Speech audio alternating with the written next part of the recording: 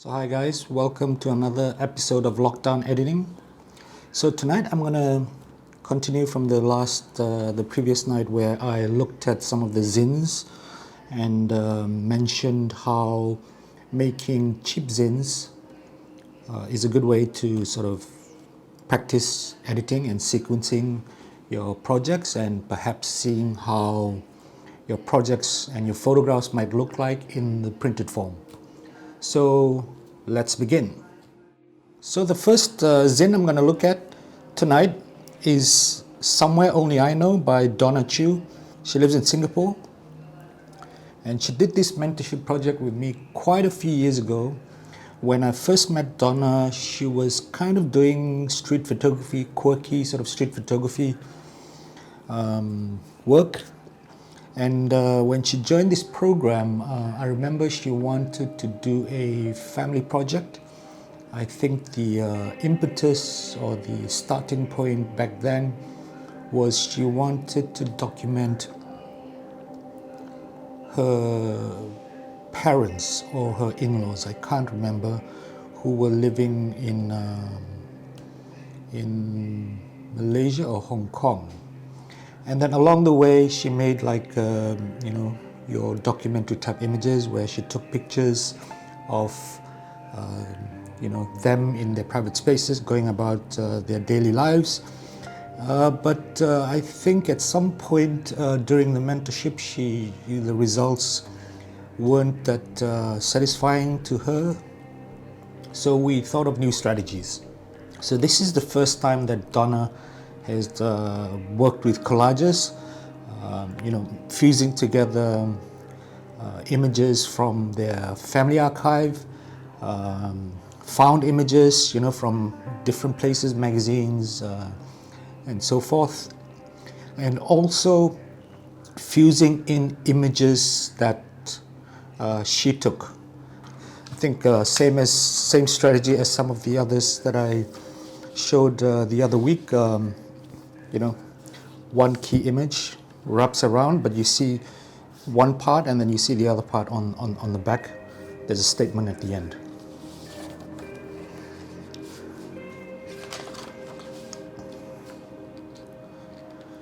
So like I said, it's a combination of various images montaged together. These are, I believe there's this image was taken by her, and then these are from her old photos from her album, and these are found images that she gathered and collected from different sort of sources. So whilst Donna was doing this, at the early stages, there were few images that she constructed that were repetitive in the sense that certain themes were explored more than once. So the strategy we took was that list out concepts or concepts that you'd like to express, and attach each concept to an image. So from there, you can sort of help yourself in constructing elements, finding symbolisms that may not repeat themselves. So this is what she did. So each image constructed here was tied to a concept that Donna wanted to express, and that allowed her to collate symbolisms and construct them in this sort of collage manner. So I believe this project, she's very happy with the final results, and it got exhibited at a few places. I believe the Singapore Photo Festival might have shown this, and various other festivals. I love this image here where she's taken a portrait with the husband, and she chose this red dot as a symbol that threads all the images together. So, in doing collages like this, it's an interesting exercise, especially currently during lockdown. You can just gather different pools of images from different sources and try and construct new images with new sort of meaning. Things to look out for is scale. I think one of the tricks is playing with scale, making something bigger or smaller, playing with different textures, but it's the same as like editing a traditionally taken image. It's all about the color palette as well. You gotta make sure that there's this consistency in the palette that you sort of use in your sequencing and in the construction of the images. So this is a beautiful project. I really like this. We actually did a slideshow as well for this, which I believe is on our website. You can have a look, and it plays really well in the slideshow format as well. So I encourage you to go to our website and have a look at the slideshow. This is the final image, which I really like. She photographed the three of them in front of their house, and she cut out the figures and placed this on a beach. So the effect is very surreal. I think the results surprised Donna as well, that she was able to express what she wanted to express when she first started the project, but in a totally sort of new way of approaching these photographs. So well done. That's the first one. So the second project I'm going to look at is by a young Vietnamese photographer, Hoang. It's called You Are Here. I believe Hoang just graduated, furthering his studies in US. Congratulations, Hoang, on your graduation. So essentially it's a self-portrait series as well. So we came up with the idea because I noticed that Hoang, when he first started the mentorship, that he liked taking self-portraits. He was doing a lot of street photography, but then in between that he was doing self-portraits. So during the mentorship, I encouraged him to pursue that part of his photography because I felt that he was quite comfortable in front of the camera. He was quite inventive, and I felt that not many photographers are able or have that skill to be in front of the camera and perform. So I felt I encouraged him to really use that in his photography. So this is what he came up with. So we came up with the idea of actually doing sequential images. So rather than one frame, to actually take like a few frames of the same shot, and then within those few frames there are subtle changes within the frame. The idea was to demonstrate or explore the notions of identity, belonging, and presence, being present at a particular moment, at a particular place, and whether that presence, your presence or someone's presence, how it affects that moment, or the lack of presence.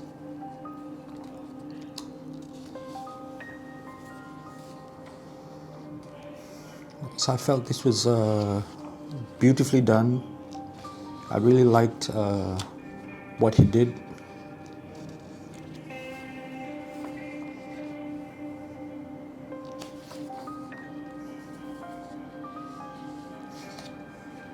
So I think one of his close friends participated in the project as well, in the portrait.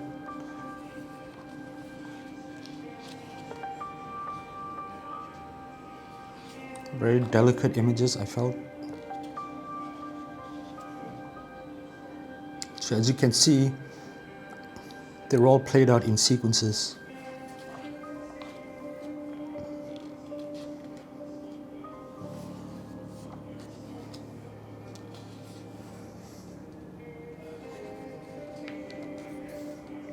This is a beautiful sequence that I really love.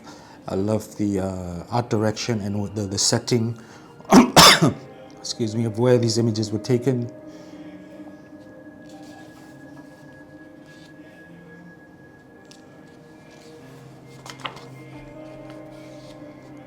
So he basically picked different places of significance and memory and then acted out in front of the camera. This looks like it was in a club or a karaoke place. So this is out in the street, so Huang is there and the crowd appears and then he disappears. So the idea of presence or lack of presence. Fleeting moments. This is another beautiful sequence that I really like.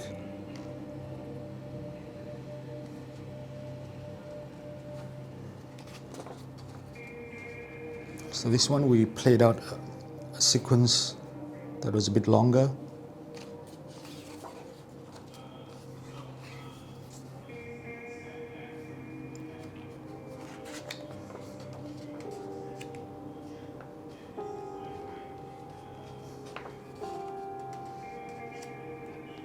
The embrace, and then they exit the frame at the end. And the final shot is an empty room.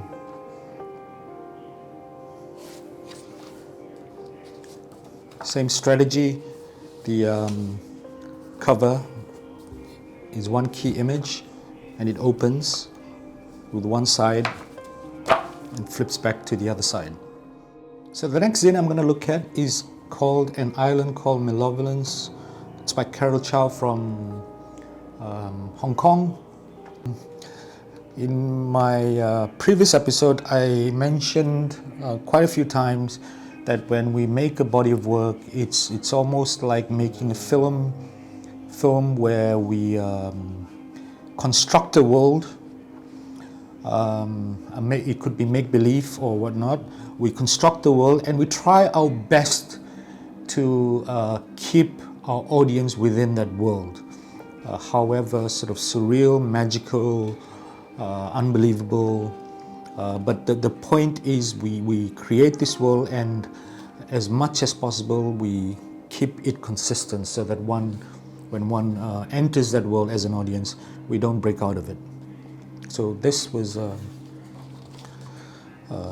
set of images that Carol, I believe, took mostly in the sort of rural side of Hong Kong, which you hardly see when you talk about imagery about Hong Kong, because she moved out to I would say the countryside in Hong Kong, a nice little house by where there's a lot of farmland and green.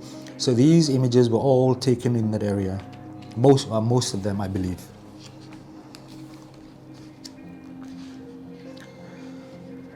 Some of them are quite low contrast. I hope the lighting here, the dark, it's night now. It's still clear and you can see this. So I think some of these images were taken at a abandoned park and mixed in with images in this in certain rural parts of Hong Kong. So same thing. We picked images of a certain palette and mood, and then put together a guide edit, and from there Carol went out and made more images and expanded that world, so to speak.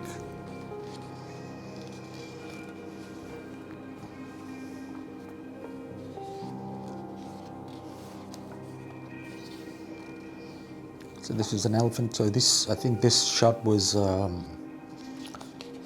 taken at one of the abandoned parks, which had these animal statues, sort of, stranded animal statues.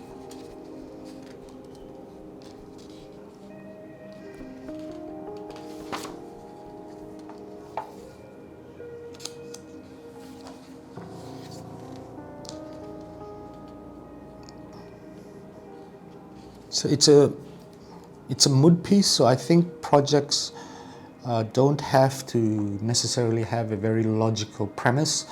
It could purely be a project that meditates on a certain mood or a certain sort of poetic expression.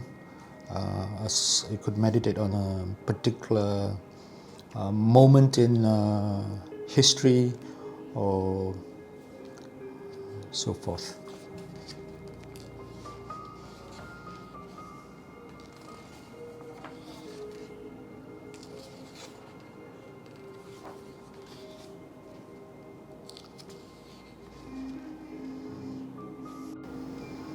As mentioned before, these are all just sort of on-demand printing zines that we got done from the website megcloud.com. Very affordable, cheap sort of way to, make quick zines to see how they look in printed format. So the next one I'm going to talk about is the Car Park by Woon. So this project, he basically spent a lot of time in one or two car parks in Singapore. Late at night after work, he just took his camera and then wandered around. So I think at first when he did the project, he wasn't quite sure what he was doing, but the place sort of attracted him, and he was obsessively going to this place. So the interesting thing about Woon's project is we did this zine, and then we also did a multimedia slideshow as well that was very well received. A lot of people liked it. And then he went on to fully produce a self-published book, which has done really well for him. It's from this one project, the Car Park, he expanded into 3 sort of other projects along the same sort of approach. And the book that is published is a box set, which I will show later. I've got it here, but I'll just quickly flip through this zine. So this was a zine that we made prior to him publishing his book.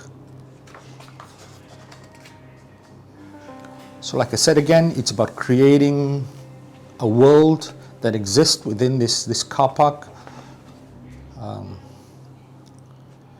which may be imagined, but it's a metaphor for living in the city.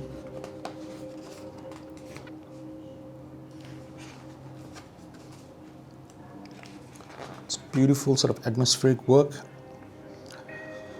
So whilst we were editing this, the point was to create a sense of mystery and a sense of intrigue, and then it also the point was also to perhaps suggest that we were witness to something that was happening within this car park, something that happened on a particular night. So some of the images that he took, we edited them in such a way that there was a suggested narrative of something dark happening in this car park.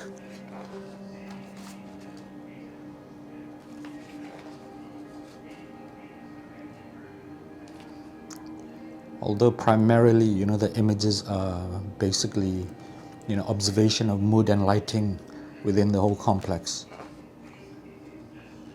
It's just a very interesting image. Let's see if it's clear enough. This image of a person, catching the lift, and the number is 4. And 4 in Chinese, is death. So it's a very interesting image that he managed to capture. And I think we end off with this. This is not the last image, but this image, the security guard looking at all the security cameras, and then this is blood splatter. I believe that during the time he made these images, there was actually a real murder that happened at the car park. And he was able to actually capture this image. So it's fascinating how sometimes, real life, is perhaps stranger than fiction. And then we end with this shot, and it looks like someone's, hanging. So that's the Zin. And from this, he was able to, I think, almost a year later, publish a book. He won the Book Show Photo Book Award, where he got a grant to self-publish the book. And so he made a box set, beautiful box set. I think this was done by, the design was, he worked with Randy, who did the design. So beautifully done. So it's got a case that holds it together. So it's a set of 3 books. It's called Dark Cities. I think he still has copies available if you want to buy. So I really like what Randy did with the design as well. Good typography. I think one thing that a lot of photo books, for example, done by photographers who sort of attempt to, design the book themselves, where they oftentimes fail is actually the typography. For me, typography is just as important as the images and how it's laid out. So, nice box set. So it comes with 3 books.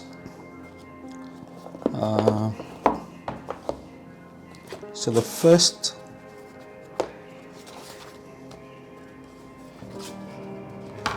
one is the car park. So he expanded the edit a bit more and included a few more images. But essentially, the edit is, the sequence or the flow is the same, but with more images, and he added more material in. Another part of the book, which I also helped him edit because I think he came back and did another mentorship with me, was him exploring this little neighborhood in Seoul. Again, photographed at night. This maze of semi-industrial streets in Seoul. I believe this was done after what he shot in Tokyo, which is this book. So this is the Capsule Hotel. So I helped him edit this as well.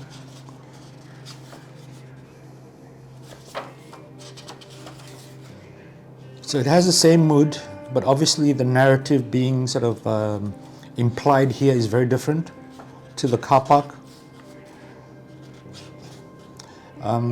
The loose narrative that is proposed here is it's almost like the original architect, which has long gone, is returning to revisit the site that he helped design, and upon his sort of return, the building has changed, and it no longer performs the function that he intended it to be when he first designed it. So it's very surrealistic inside, but then again, it's Woon looking at mood, lighting, textures. I think Woon's desire as an architect, is still seen through these images.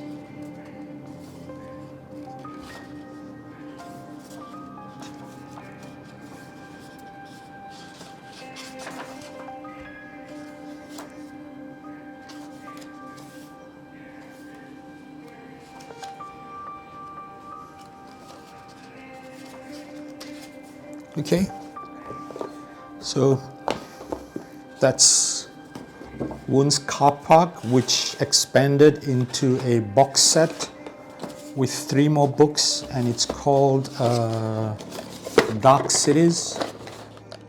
So like I said before, making zines is a good way to practice editing and then seeing what the final flow and sequence might look like in a printed format.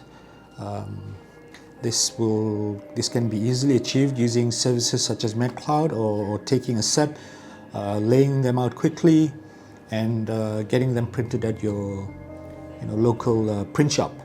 So hope you enjoyed today's session again, and we'll see you again next time. Thank you.